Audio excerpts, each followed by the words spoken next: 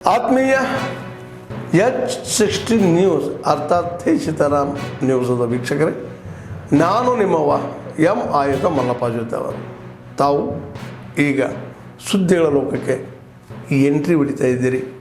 ಈ ಸುದ್ದಿಗಳನ್ನು ಪ್ರತಿಯೊಂದು ನೋಡೋ ಜೊತೆಗೆ ನಿಮ್ಮ ಅಭಿಪ್ರಾಯಗಳನ್ನು ಹಂಚ್ತಾ ಇರಿ. ಯಾಕಂದರೆ ಈ ಸುದ್ದಿಗಳು ನಿಮಗಾಗಿ, ನಿಮ್ಮ ಬದುಕಿಗಾಗಿ, ನಿಮ್ಮ ವೈಚಾರಿಕೆಗಾಗಿ, ನಿಮ್ಮ ತಿಳುವಳಿಕೆಗಾಗಿಯೂ ನಿಮಗೂ ಗೊತ್ತು.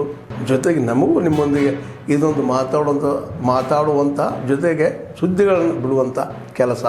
ಈ ಕೆಲಸದಲ್ಲಿ ನಾವು ನಿಮ್ಮೊಂದಿಗಿದ್ದೀವಿ ಅಂತ ಹೇಳ್ತಾ ನೋಡ್ತಾ ಇರಿ ಈ ಸುದ್ದಿಗಳನ್ನು.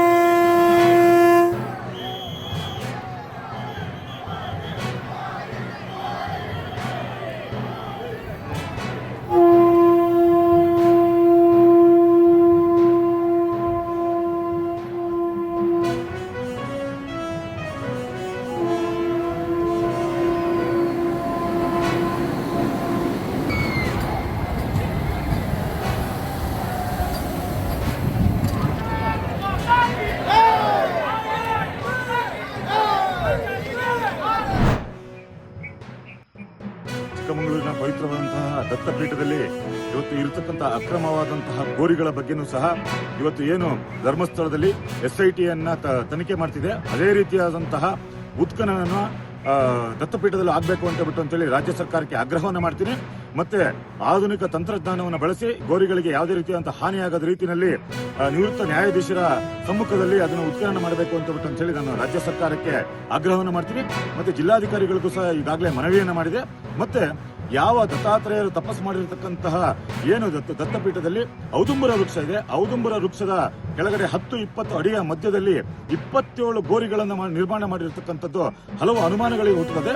ಹಾಗಾಗಿ ದಯವಿಟ್ಟು ರಾಜ್ಯ ಸರ್ಕಾರ ತತ್ಕ್ಷಣವೇ ಇಲ್ಲಿಗೂ ಸಹ ಒಂದು ತನಿಖೆಯ ತಂಡವನ್ನು ಕಳಿಸಿ ಉತ್ಖನನವನ್ನು ಮಾಡಬೇಕು. ಇರತಕ್ಕಂಥ ಗೋರಿಗಳ ಯಾರು ಸತ್ತಿದ್ರು, ಮತ್ತೆ ಆ ದಾಖಲೆಗಳೇನು, ಗ್ರಾಮ ಪಂಚಾಯತಿಗಳಲ್ಲಿ ಯಾವ ದಾಖಲೆಗಳಿದೆ, ಮತ್ತೆ ಪೊಲೀಸ್ ಇಲಾಖೆಯಲ್ಲಿ ಯಾವ ದಾಖಲೆಗಳಿದೆ ಅಂತ ಪರಿಶೀಲನೆ ಮಾಡಬೇಕು.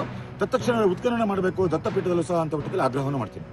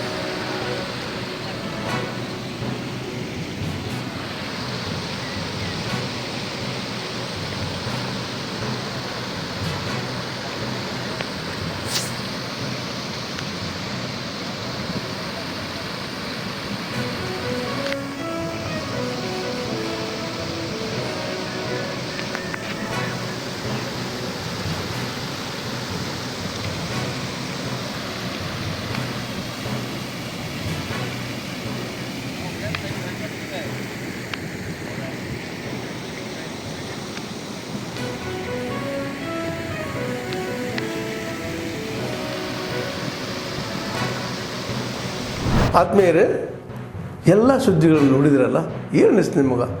ಇದರಲ್ಲೇ ನಿಮ್ಗೆ ಲೈಕ್ ಆಗಿರ್ಬೋದು, ಡಿಸ್ಲೈಕು ಆಗಿರ್ಬೋದು, ಕಾಮೆಂಟ್ ಬೇಡಪ್ಪ ಅಂತೂ ಅನಿಸಿರ್ಬೋದು, ಕಾಮೆಂಟ್ ಮಾಡಬೇಕಪ್ಪ ಅನಿಸಿರ್ಬೋದು, ಶೇರ್ ಮಾಡಬಾರ್ದಪ್ಪ ಅನಿಸಿರ್ಬೋದು, ಅದು ಮಾಡಬೇಕು ಅನಿಸಿರ್ಬೋದು. ಏನಾದರೂ ಆಗಲಿ ಶೇರ್ ಮಾಡ್ತಾಯಿರಿ, ಈ ನ್ಯೂಸ್ಗಳನ್ನ ಹಂಚ್ತಾ ಇರಿ, ಜೊತೆಗೆ ಇದಕ್ಕೆ ಸಬ್ಸ್ಕ್ರೈಬ್ ಆಗ್ತಾಯಿರಿ ಅಂತ ಹೇಳ್ತಾ H16 ನ್ಯೂಸ್ ಅರ್ಥಾತ್ ಹೇ ಸೀತಾರಾಮ್, ಇದು ಸತ್ಯದ ಕೈಗೆ ನಡಿ. ವಂದನೆಗಳು.